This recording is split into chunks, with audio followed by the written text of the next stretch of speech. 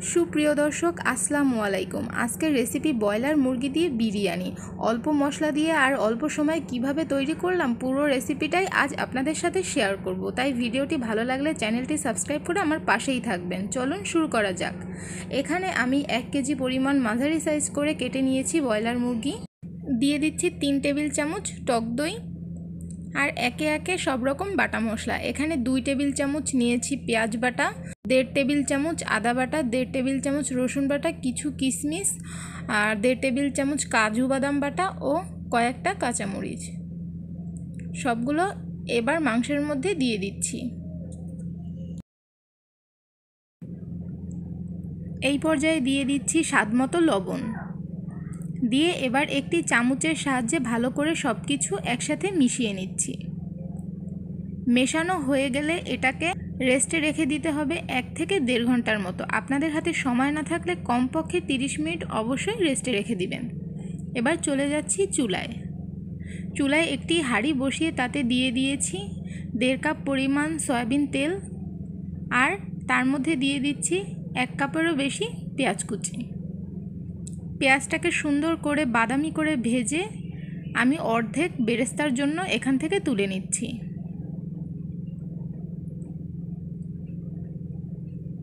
আর বাকি অর্ধেকের মধ্যে মশলা মেখে রাখা মাংসটা দিয়ে দিচ্ছি। এই তেলের মধ্যেই মাংসটাকে ভালো করে কষিয়ে নিব।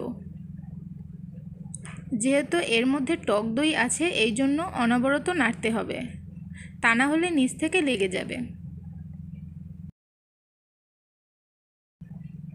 আমি অনবরত নেড়ে নিচ্ছি যাতে নিচ থেকে লেগে না যায়।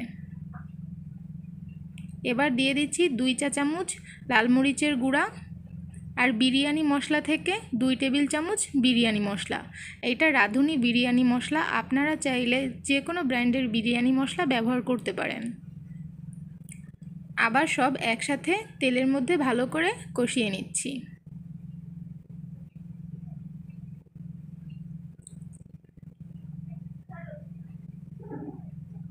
এই পর্যায়ে দিয়ে দিচ্ছি 1 চা চামচ চিনি। দিয়ে আবারও ভালো করে সব কিছু একসাথে মিশিয়ে নিচ্ছি। ভালো করে তেলের মধ্যে কষানো হয়ে গেলে এবার দিয়ে দিচ্ছি সামান্য একটু পানি। যেহেতু ব্রয়লার মুরগি এই জন্য অনেক পানি দেওয়ার প্রয়োজন নেই। ভালো করে যখন ফুটতে শুরু করবে এই পর্যায়ে আমি ঢাকনা দিয়ে ঢেকে মাঝারি আঁচে রেখে দিচ্ছি। আর অপর পাশে চলে যাচ্ছি পোলার চাল রান্না করতে। অপর পাশের চুলায় আমি পানি ফুটিয়ে নিয়েছি আর তার মধ্যে আধা কেজি চাল ধুয়ে পানি ঝরিয়ে রেখেছিলাম সেটাই দিয়ে দিচ্ছি। এখন এর মধ্যে দিয়ে দিচ্ছি কিছু গরম মশলা, 2টা এলাচ, 2টা লবঙ্গ, 2টা দারচিনি ও 2টা তেজপাতা। আর দিয়ে দিচ্ছি সামান্য একটু সয়াবিন তেল, এতে ভাতটা ঝরঝরে থাকবে। আর এবার দিয়ে দিচ্ছি স্বাদমতো লবণ। এখানে আমি 2 চা চামচ লবণ দিয়েছি। সব কিছু আবার নেড়ে দিচ্ছি।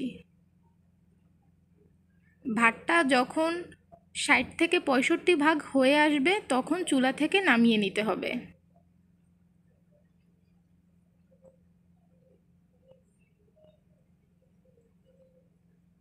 আপনারা হাত দিয়ে চেপে দেখতে পারেন, যখন ভেতরটা সামান্য একটু শক্ত থাকবে ওই পর্যায়ে জালিতে করে পানি ঝরিয়ে নেবেন।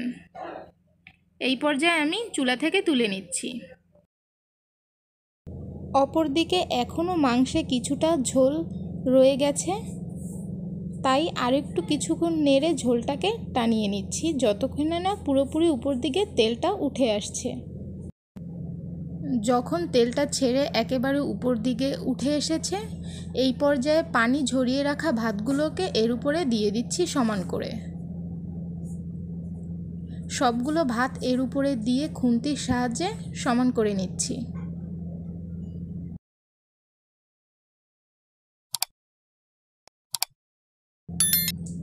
যখন সমান করা হয়ে গেছে এই পর্যায়ে দিয়ে দিচ্ছি আধা কাপ দুধ।